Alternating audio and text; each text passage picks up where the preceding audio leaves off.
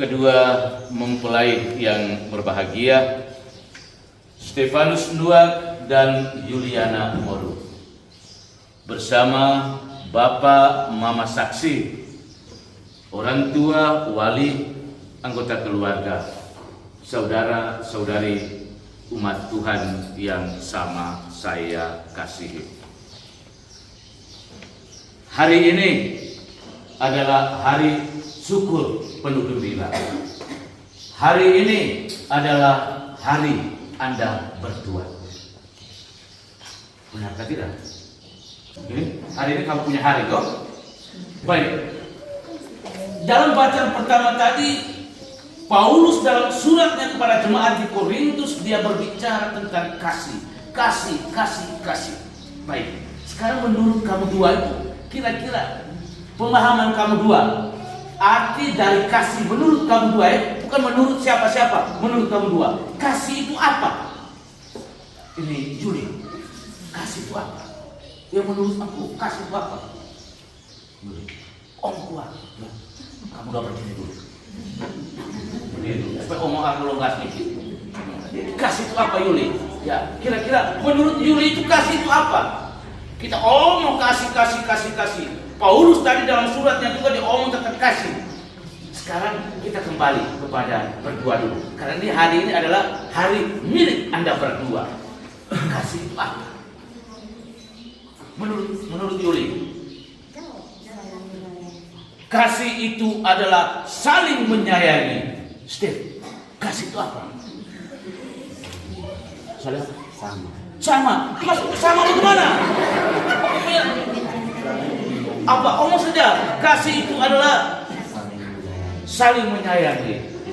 Baik, ini kamu udah omong kasih adalah saling menyayangi. Sekarang saya mau tanya, wujud nyata sekarang bisa tunjukkan nyata saling menyayangi itu bagaimana? Contoh konkretnya itu bagaimana? Coba kamu udah praktik dulu. Saling menyayangi itu bagaimana? Ayo Yuli. Ya.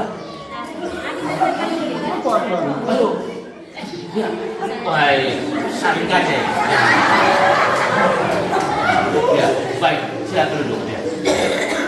Jadi ini bukti nyata. Jadi kadang-kadang kita omong besar tentang kasih. Tetapi apa itu kasih?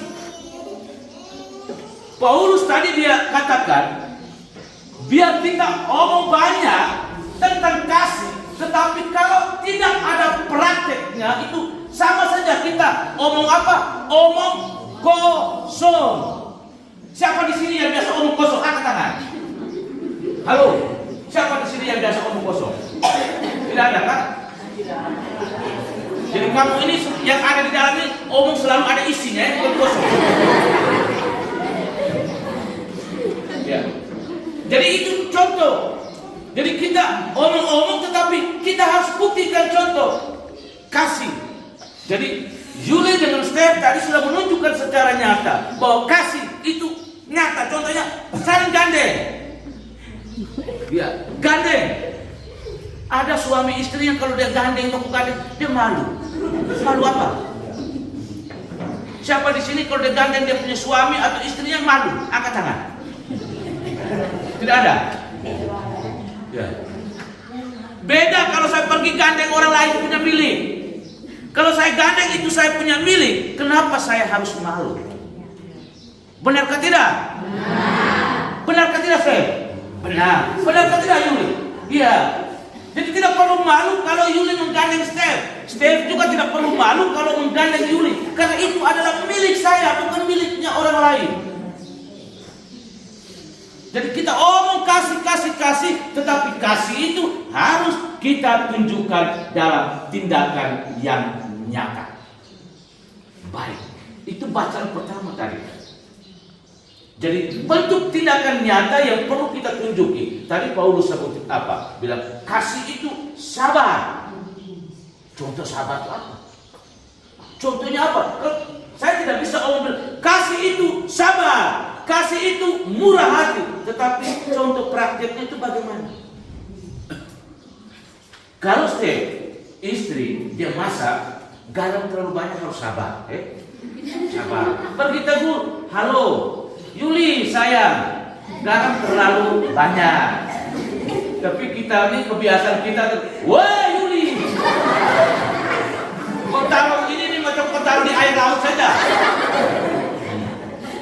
Kita ini kebiasaan lihat. Sampai satu kampung tetangga itu dengar habis.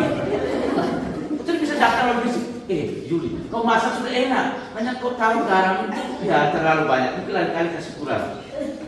Memang kita omong begini gampang, tapi nanti praktek tidak. Apalagi kalau bapak tua dia mau makan sudah lapar, taruh begini, baru garam tinggi lagi. Kurang ajar garam, di mana dia istri kalau garam terlalu banyak. Garam terlalu banyak akhirnya tensi naik. Jadi kita harus sabar. Karena kesabaran itu menuntut kita untuk saling mengerti dan saling memahami. Kalau saya tidak bisa mengerti Yuli juga tidak bisa mengerti Steph, sama saja. Ingat, Anda berdua ini dicipta dari perbedaan.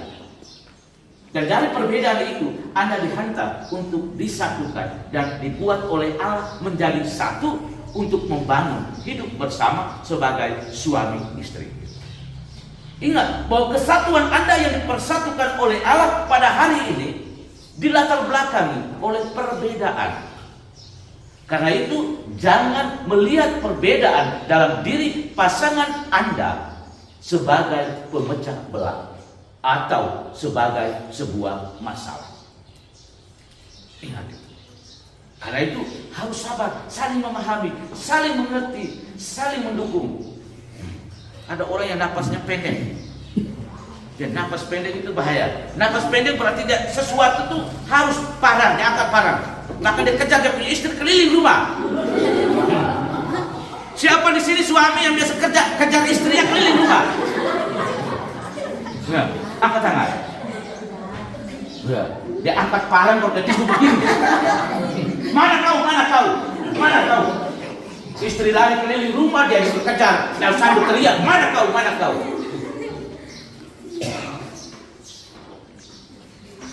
Baik, jadi kasih itu hanya memungkinkan kita alami kalau kita sungguh-sungguh mewujudkan kasih itu di dalam kebersamaan hidup kita. Tidak hanya sebagai sebatas hidup bersama sebagai suami istri, tetapi di dalam komunitas kebersamaan kita, di mana saja kita hidup dan berada, kita membangun suasana kasih.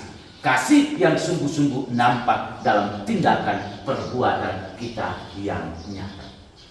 Sekarang kita lihat pada peristiwa perkawinan di Kana yang diceritakan dalam bacaan Injil tadi. Yesus bersama bapak mamanya Maria dan Yosef, mereka diundang ke pesta. Dan dalam kebersamaan mereka mengambil bagian perjamuan pesta di Kana, apa yang terjadi? Anggur kurang, habis. Mereka minum terlalu banyak. Akhirnya apa? Persediaan dari tuan pesta tadi habis, anggur habis. Tapi ingat, dalam peristiwa-peristiwa itu Maria tidak duduk diam. Dia tidak hanya nonton. Atau dia tidak mengejek tuan pesta. Rasa kau buat pesta, habis itu anggur habis, persediaan anggur, orang juga belum minum habis. Rasa kau. Tidak. Tapi Maria dan tenang. Dia menanggapi situasi. Sebagai seorang ibu dia menanggapi situasi. Apa sesungguhnya yang terjadi dengan tuan pesta yang kehabisan anggur? Dia datang kepada putranya Yesus. Dia minta. Mereka kekurangan anggur, kehabisan anggur. Dia tidak minta langsung. Hei Yesus, tolong dulu. Itu anggur habis, aku buat itu apa? Bagaimana caranya supaya bisa tuan pesta ini bisa diselamatkan dari situasi yang memalukan karena kekurangan anggur. Dia tahu bahwa kehadirannya bersama putranya Yesus pasti akan terbantu. Dia pergi kepada putranya. Dia minta. Kendati pun putranya menanggapi permintaan dari bundanya Maria. Waktuku belum tiba. Saatku belum tiba. Saya sudah minta baik-baik berdoa, belum. Hai, belum saatnya. Orang sekarang sudah kekurangan anggur. Habis duduk hanya baku nonton begitu. Mau minum apa lagi? Tapi ingat, putranya juga tidak tinggal diam. Biarpun dia mengatakan kepada Maria bundanya bahwa waktunya belum tiba, tetapi dia melakukan karena dia juga memahami isi hati dari bundanya Maria, dan juga dia juga mengerti dan memahami situasi keadaan dari tuan pesta itu sendiri.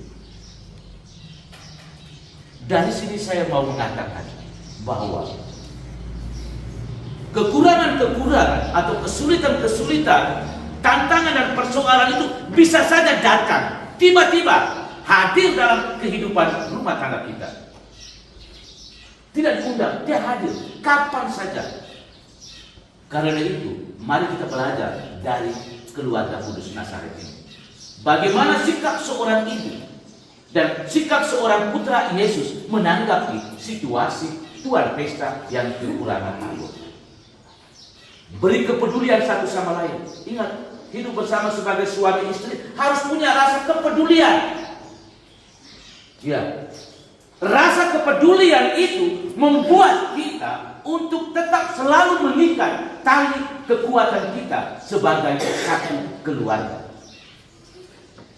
Kalau tidak, kita melihat di sebelah ini sebagai orang lain. Pada itu saya punya istri, ini saya punya suami, ini saya punya anak. Rasa peduli membangkitkan satu nilai semangat memiliki. Rasa peduli membangkitkan semangat nilai memiliki. Kalau saya tidak ada rasa memiliki dengan tuan pesta, bahwa itu bukan pesta, hanya semata-mata pestanya tuan pesta, saya tidak mungkin akan reaksi beri bantuan. Rasa memiliki, rasa kepedulian yang begitu besar, maka mereka terlibat. Yesus dan Maria, mereka terlibat partisipasi dalam tuan pesta yang kekurangan anggur. Karena itu Anda berdua, Yuli dan Steph, apapun situasi, tantangan, kesulitan yang Anda hadapi dalam bangun rumah tangga, hendaklah selalu peduli satu sama lain. Istri sakit, suami harus peduli. Suami sakit, istri juga harus peduli. Jangan dia sakit, hei, mati sudah. Kau mati sudah. Waktu datang, Yuli bilang, aduh Bapak Steph, saya sakit. Hei, kau sakit apa? Kapan kau mati? Ini nih sudah tidak ada rasa peduli dan juga tidak ada rasa memiliki. Lalu apa artinya? Apa gunanya kita hidup bersama? Jadi kita hidup bersama ini hanya omong kosong. Hei Yuli, saya sayang kamu. Steph, saya sayang kamu. Tetapi semua ungkapan kasih kita tuh hanya omong kosong. Karena itu hari ini peristiwa yang berahmat sesungguhnya tidak hanya menyadarkan kepada kedua mempelai dalam bangun hidup rumah tangga mereka, tetapi juga sekaligus kita sekalian yang hadir berpartisipasi dalam perayaan penuh gembira buat kedua anak kita ini. Mari kita membangun kebersamaan hidup kita yang didasari oleh kasih. Kasih tidak hanya sebatas pada ungkapan kosong, tetapi ungkapan kita yang sungguh-sungguh kita wujudkan dalam tindakan dan perbuatan kita yang nyata. Dan semoga di dalam kebersamaan hidup kita, kita selalu menunjukkan sikap saling peduli satu sama lain. Jadi kasih itu juga harus nampak dalam sikap kepedulian kita satu sama lain. Kita memiliki rasa yang besar akan memiliki satu sama lain, bahwa kita ini adalah bersaudara. Kita bukan berbeda. Perbedaan bukan harus membuat kita terpecah-pecah, tetapi mari kita menjaga perbedaan di antara kita dan membawa perbedaan itu kita satukan menjadi satu keluarga, bahwa kita ini adalah anak-anak milik kepunyaan Tuhan. Akhirnya saya mengucapkan profesia dan selamat memasuki hidup rumah tangga yang baru. Dan ingat, hari ini sabda Tuhan hari ini sesungguhnya menyadarkan Anda berdua bahwa kepedulian Anda satu sama lain juga harus diarahkan kepada Tuhan. Harus juga punya sikap kepedulian dengan Tuhan itu sendiri. Karena itu jangan pernah melupakan Tuhan. Sesulit apapun persoalan tantangan dan apapun kesibukan Anda, jangan pernah melupakan Tuhan.